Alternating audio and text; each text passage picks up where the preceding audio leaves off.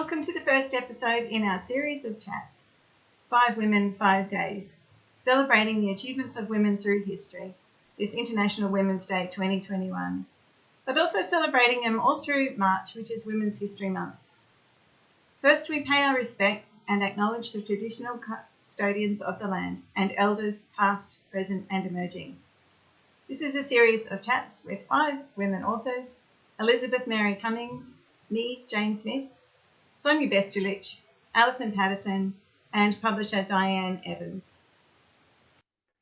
Welcome to our 5 Women, 5 Days series in honour of International Women's Day 2021.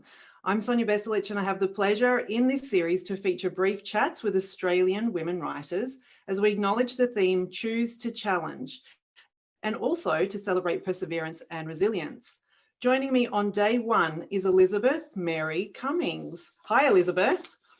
Hello, how are you, Sonia? I am wonderful. Elizabeth, you are a Sydney-based author and poet, and your works often reflect the world from the perspective of those who are marginalised, misunderstood, or simply unheard. Elizabeth's picture books, Elephant in the Room, or her series, Elephant in the Room, raises family and mental health topics. Now, Elizabeth, you regularly present on storytelling as well as family and mental health issues, both here in Australia and internationally. Tell us a little bit about this experience. Well, I come from a psychology and teaching background, and so I guess talking to groups of people doesn't faze me. So I've really enjoyed that chance to do that. And through New South Wales Arts Council, I was given a grant to go and do author talks in England and to speak at various places about mental health and about the books I write, and that was a great opportunity. I've also been called in to speak at clinical conferences on eating disorders and education programs, and that's given me a chance to share my work in a meaningful way to people who are looking to understand these topics with a new perspective. Absolutely. Now, Elizabeth, you've got heaps of books, so many books, and the International Women's Day theme, resilience, really comes through strongly in Elephant in the Room books, but also in your recent Big Sky Publishing release, Rainshaker.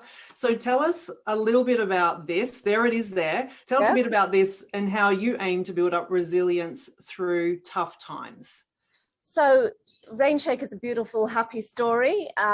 As you can see, the colour choice palette from Sherry Hughes, who's the wonderful illustrator, reflects that. And the story is about a family who live in the outback on a farm, and they're struggling with the drought situation.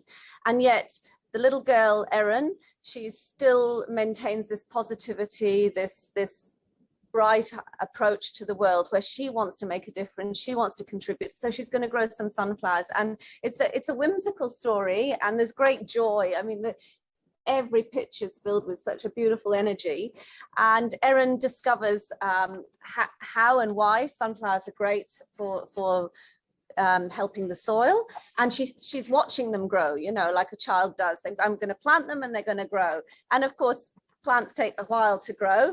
So she has to learn a little bit of patience and resilience, and she perseveres. And during the story, there is a rain shower, and she feels that this is meant for her. So she's a very cup half full person and full of joy. And her story just takes her to this place where she then sees her sunflowers growing, but of course, with her great energy and positivity already in her mind, they're fully grown. So it's a happy book, and it's got great environmental messages and great activities at the back for kids. But it's really one that encourages children and families to share about those ideas of remaining positive and working towards something that might take some time. And so I guess there's that resilience there, and it's very gently portrayed and beautifully illustrated. Thank you, Big Sky. It is, and congratulations. It is a beautiful book, and even when I'm looking at the the pictures or the images, it's just a big smile just comes to your face. So it really does, it lights up your mood and your energy. I love it. So what about your Elephant in the Room series? How did that all begin? Well, it began because there was I felt that there was a gap in the market about talking about certain mental health matters in a family setting, and in particular it touched on the topic of eating disorders. So I wrote a picture book that was related to a family's experience of that, but not from the sufferer's perspective, but from the little child's perspective, who was the younger sibling. So the whole family is impacted in mental illness. It doesn't just touch the person who's ill. And so there is a need for having conversations and safe pathways to discussions about difficult topics. And I guess that's my interest was ignited by my own personal experience as a carer of a loved one with an eating disorder. And then through that journey, I came to realize that I wanted to do something to help others and to help other parents negotiate this incredibly difficult space. And there was no literature to help explain to very young children about these topics. So I wrote the book, and I think it remains one of the very few books on that subject matter, dealing more with people's ability to respond and work together rather than drumming on about illness and medical matters. So it's about keeping it age appropriate and bringing elements of hope in and looking for a way of finding a dialogue that is meaningful and relatable.